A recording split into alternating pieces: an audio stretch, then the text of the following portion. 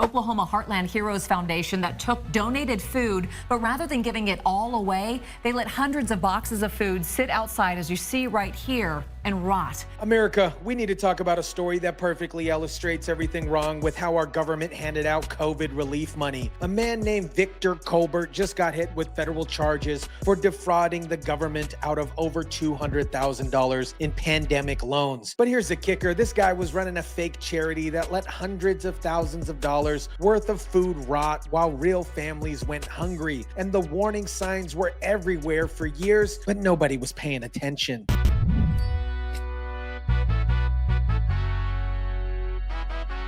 A man who ran a local nonprofit faces federal charges for bank fraud. It's the Oklahoma Heartland Heroes Foundation. What is up, guys? Tyson De La Cruz here. Thank you so much for rocking with me. This story is going to make your blood boil because it shows you exactly how people looked at COVID relief programs and said, this is my lottery ticket out of here, while taxpayers got robbed and people who actually needed help got nothing. Let me introduce you to Victor Kensington Colbert Jr. Sounds like a country music musician. The man at the center of this fraud. This guy was running something called Oklahoma Heartland Heroes Foundation, supposedly helping feed hungry families. Sounds pretty noble, doesn't it? That's all we're doing. We're feeding people. That's all we're doing, is trying to feed as many people as we possibly can. Victor told me about his nonprofit, Oklahoma Heartland Heroes Foundation. I think that the media and the camera should be on us and our plight. See, we distribute to 3,000 to 4,000 people a week, or we're supposed to be, that's what we want to do. But here's what Victor was actually doing. He was taking massive amounts of donated food, federal food meant for hungry families, and letting it rot in piles behind churches while he played victim and blamed everyone else for his problems. I got a tip about a large amount of donated food spoiling behind this building here in North Tulsa. So I came here to check it out. There's sandwiches in there. The first thing we saw, this dumpster loaded with rotting sandwiches and apples. Around the corner, hidden behind a large stack of pallets, I could smell boxes of food and produce. The audacity of this guy is off the charts. When reporters showed up to investigate hundreds of boxes of rotting food, we're talking about gallons of spoiled milk, rotten produce, meat sitting in the heat. Victor's response was basically, hey, food distribution is hard. Sometimes food goes bad. No, Victor, sometimes food goes bad when you're actually trying to distribute it. When you're letting hundreds of boxes rot while families are hungry, that's not food distribution, hombre. That is fraud. But the rotting food was just the beginning. This guy was running scams all over Oklahoma, and the pattern was always the same. Big promises, take the money, deliver nothing, blame everybody else. The church planned to give turkeys to needy families for Thanksgiving. Instead, the Colberts took the money and gave the church nothing. The money itself certainly hurt us in that moment because it was a big gut punch. Think about this. Churches trying to help families have a good Thanksgiving, and this guy takes their money and gives them nothing. A church in Sand Springs paid him $6,700 for turkeys. The Tulsa Dream Center paid him almost $30,000 for hams and turkeys. None of them got a single turkey. It just makes me sad. That's all. It's just that there are people out there who would take advantage. This is the mentality I've been talking about. These people see government programs, see charitable giving, see disaster relief, and think, hey, how can I make this mine? They don't care about the families who actually need help. They don't care about the churches trying to do good work. They see opportunity and they take it. So when COVID hit and the government started throwing money around like the strip club with minimal oversight, what do you think Victor did?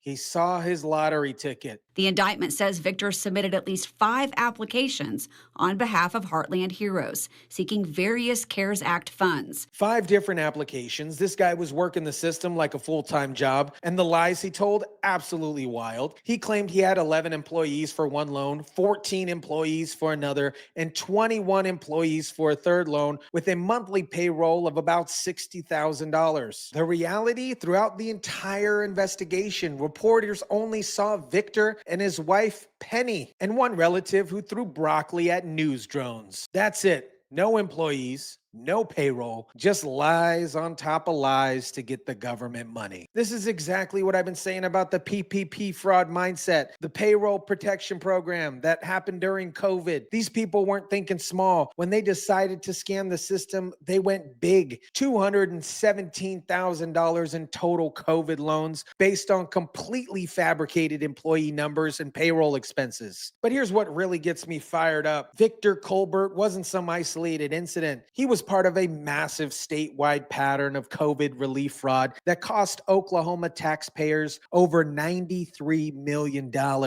Her staff finding the state could be on the hook to repay the federal government upwards of $100 million from just the 2023 fiscal year alone. Let me break down what happened across Oklahoma. The state auditor found that two agencies, the Office of Management and Enterprise Services and the Department of Human Services, blew through $93 million in federal COVID relief money in quote-unquote questionable ways. The auditor's office finding DHS let a home daycare provider spend that money on things like a kitchen remodel and a brand new Cadillac. A brand new Cadillac. Kitchen remodels. Meanwhile, the emergency rental assistance program that was supposed to help families stay in their homes during the pandemic, they gave no bid contracts to a nonprofit that spent federal money on flowers, gift cards, and parties at Topgolf and Chicken and Pickle. This is the same mentality as Victor-Colbert, just on a bigger scale. People saw COVID relief money and thought, how much could I get away with? While Victor-Colbert was letting food rot and lying about employees, while state agencies were buying Cadillacs and throwing parties with federal money, who was getting hurt? Real families who needed help, churches trying to feed people, child care centers that got dependent on government money that should have never received it in the first place. We've brought you countless stories the past year of child care centers facing uncertain futures because of this. Daycares became dependent on government money that they should never have received in the first place.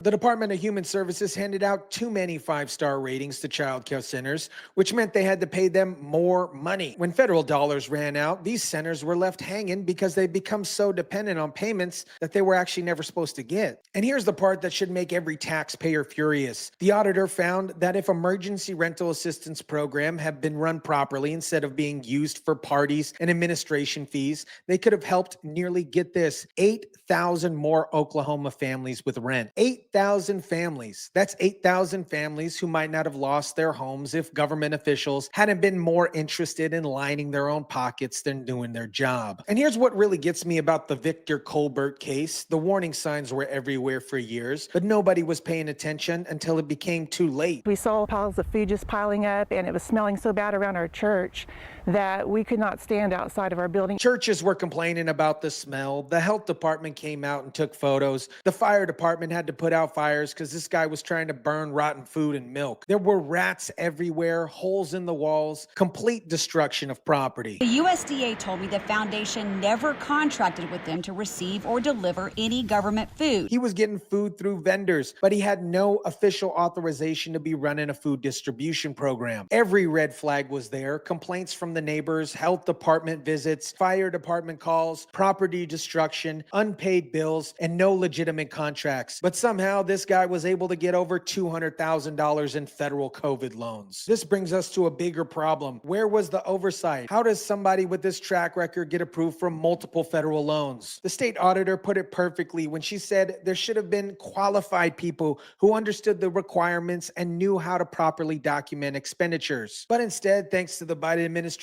we had a system that was designed to move money fast with minimal oversight. When Oklahoma takes money from the federal government, they are 100% responsible to make sure that those funds are spent properly. And when the federal government comes calling for their money back, which they will, it's going to be Oklahoma taxpayers who foot the bill, not the people who bought Cadillacs and threw parties, not Victor-Colbert who let food rot while lying about employees. Regular taxpayers who followed the rules and trusted their government to do the right thing. This is why I keep saying there's no free lunches from the government. Every dollar that gets fraudulently taken is a dollar that comes out of the pockets of honest taxpayers and away from people who actually need help. America, the Victor-Colbert This is a perfect example of what happens when government throws money around like a strip club without proper oversight. This guy was already running scams, already letting donated food rot, already stiffed churches and charities. The warning signs were everywhere. But when COVID hit, the government started handing money with minimal questions asked. People like Victor saw their opportunity and they took it. 5 different application loans, fake employee numbers, completely fabricated payroll expenses, over $200,000